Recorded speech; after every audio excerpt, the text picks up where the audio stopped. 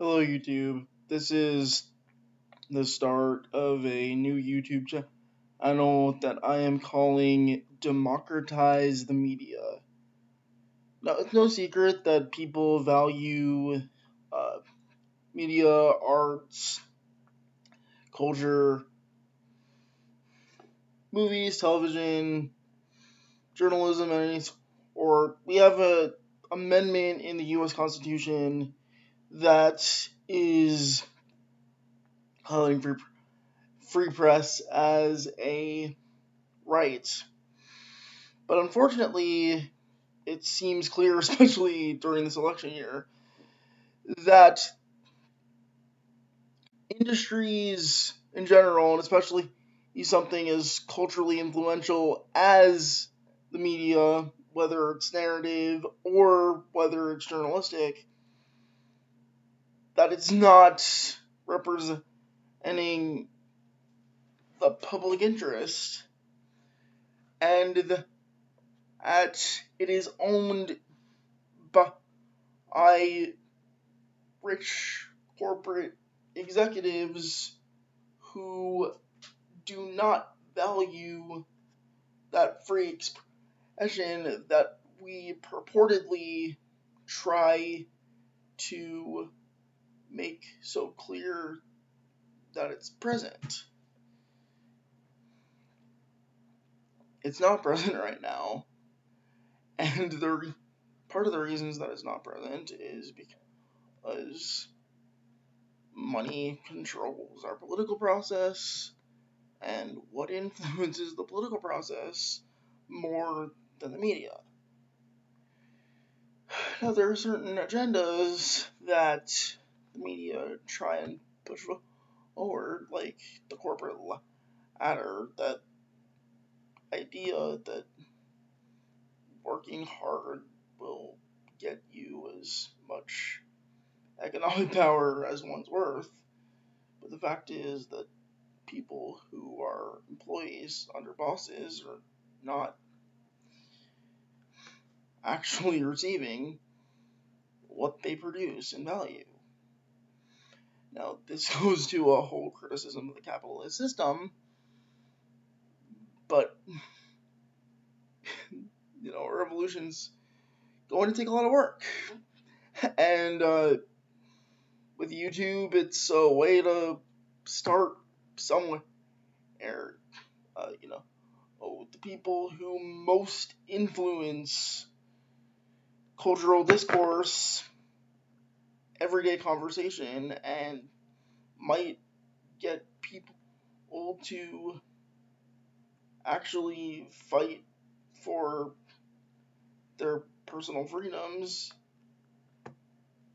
is the media. Whether you see something on the news or you're watching something on TV and you just it becomes important. And unfortunately, a lot of times the artists that are said to be in control, who write and direct movies or write TV shows, writers that are more in control on television, but really who gets the final say are people who are not creative. And in terms of political journalism, it's even worse because the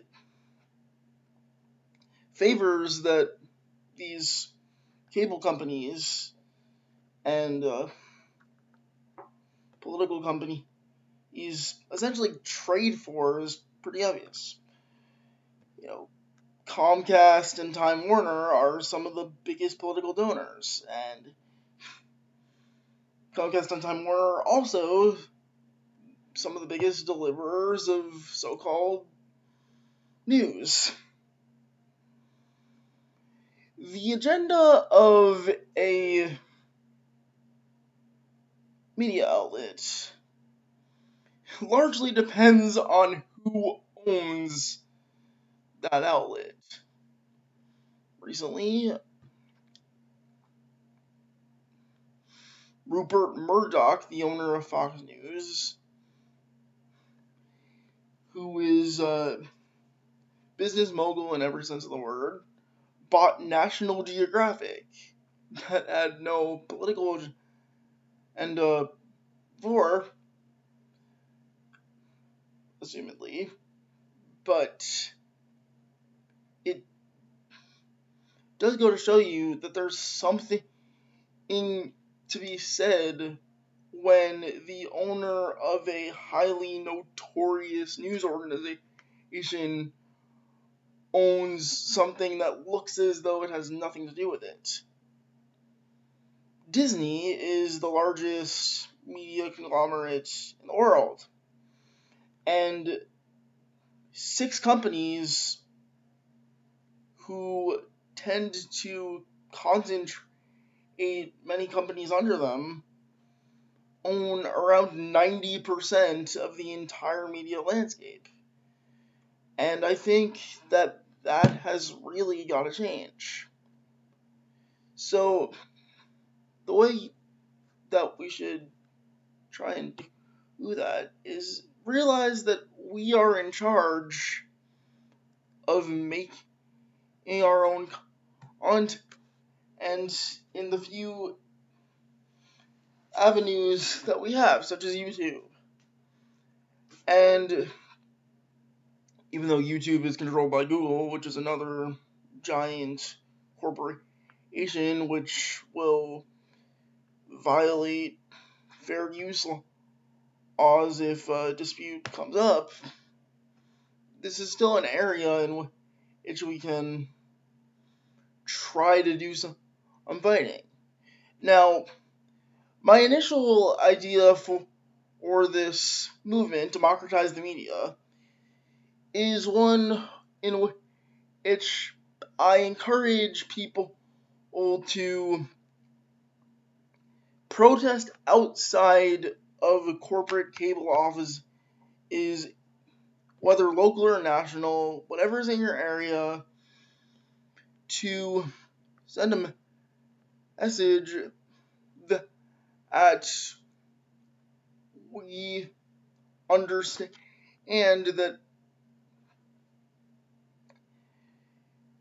the journalists, the writers, the artists, the directors, the creators of media content are not the ones who control the message.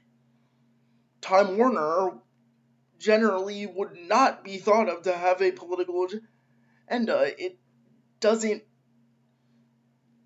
make sense that a cable company would have an opinion. It is not a person. Its existence relies on corporate profit, and what is good for corporate profit is to be as sensationalistic as possible, even if it's not honest. So, what I'm hoping that would eventually come to fruition is a media landscape in which every employee and content and creator, writer, or director, editor, or journalist of any kind are the owners of the network. The actual creators of the content would be the owner of the media outlet. This is a big challenge, but I think what we'd start with is channels like this, talking about issues which highlight that the media itself is a corrupt institution which has its own agenda that is not in the interest of the public and is certainly not in the interest and control of the journalists, since they are chasing ratings and profit and eyeballs, regardless of whether a message is true or helpful to the well-being of the public. That's what needs to change. The public needs to take control of the media. Big challenge. but we need to start somewhere. Join the movement. Facebook.com/democratize the media. Subscribe to this channel. I'm Jeremy Einbinder. Thanks for watching.